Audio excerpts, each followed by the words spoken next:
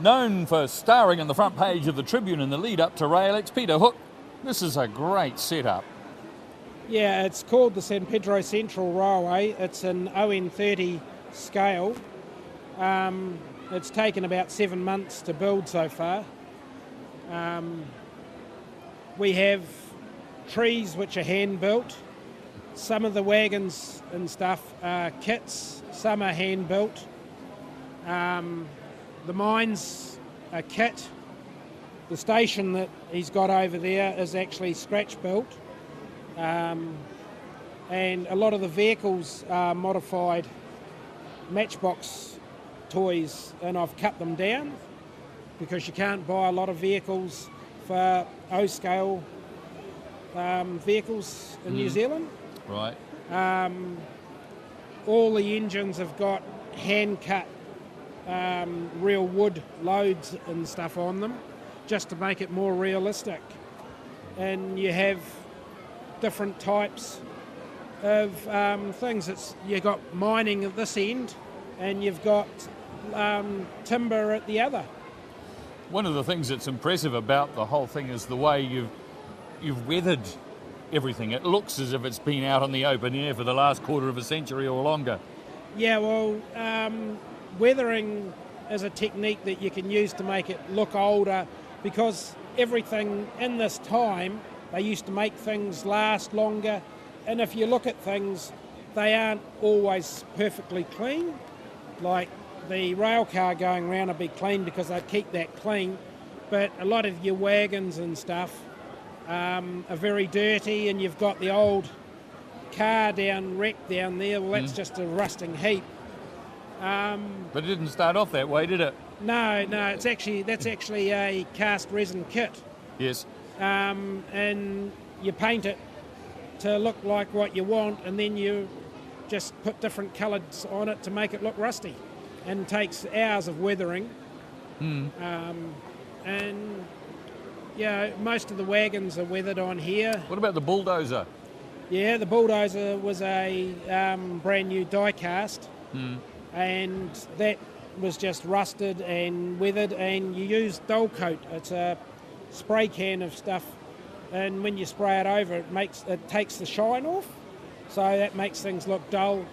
And the trailer unit for that is a kit out of the States, so that's all hand built as well. What era is this set in? Set around the 1930s, 1940s in America. So you have, sort of in the foresty areas. That's why you had the mining and logging. It's supposed to be a gold mine. They bring it out of the ground and take it away in the train to get processed. What else would you want to know? Well, it really has the atmosphere of the backwoods about it. Yeah, well, that's what it's supposed to be. You'll notice there's no females on this layout, mainly because it's very hard to find females for this year or around this era and people, but there wouldn't have been a lot of females out in the backwoods because of the hard conditions that the guys had to put up with in those times.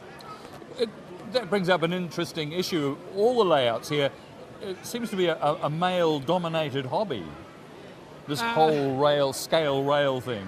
Yes, you do find some of the wives like doing the detailing work for some of the buildings and stuff, I've heard, but then a lot of the guys are also not married like me. So, yeah, it's just one of the hobbies that you have. I actually enjoy doing the building and making of things rather than the running to an extent. So you're one of the people that the layout is really an excuse to show off the modelling skills. Yeah. It's amazing actually what you can do, and the more modern things that are available can make it very realistic these days compared to, say, 20 years ago. You can buy like the nice little grasses you see here. You buy those on a whole sheet and then just pick them off and put them on individually, and they look so realistic. Rather than toyish like a lot of the old stuff originally you used to just use coloured sawdust, where now you're actually getting grasses, your ground foams and ground covers are genuine colour stuff. The bits and pieces actually have genuine wood in them, in your ground foams. Well, no virtual reality about this set, hey? Yes. In time it'll grow, but this will do for a little while. So it's a never-ending labour of love. Yeah, you could say that, yes, because you can always keep, it's whatever space you have, you can keep growing. I've got plans for 2 more modules, 1 for each end yet, and then I have another shed full of railway at home of HO scale, but I like this bigger scale because you can see things on it and you can just do detailed so much better now.